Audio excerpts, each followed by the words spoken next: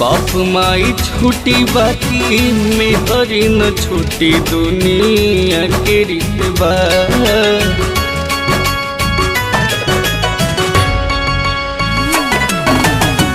बाप माई छूटी बाकी में हरी न छूटी दुनिया के रितबा।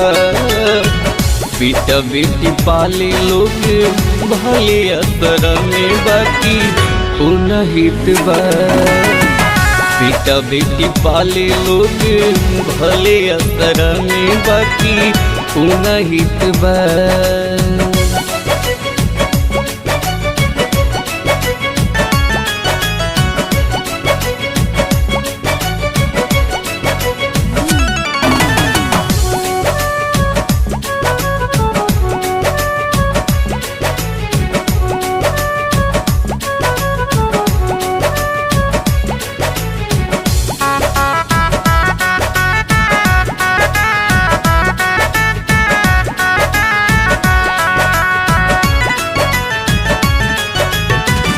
दूधवा की कर्जा की हो कैसे चुकाई। मेहरी के प्यार इतना लेतल भाई।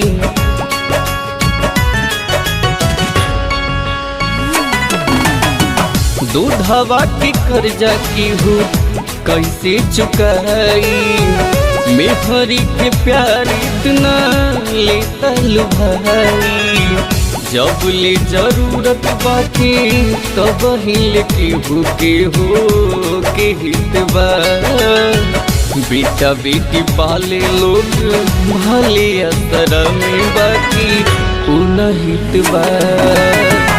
बेटा बेटी पाले लोग भले असर में बाकी उनहितबा।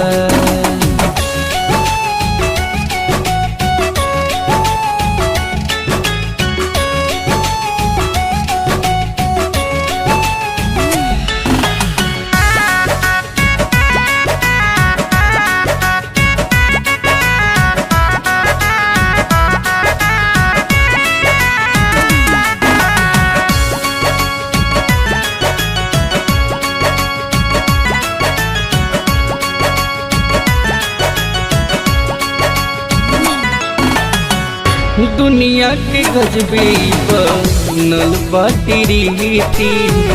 जे जमन करी ओइसन ओकर पबीती।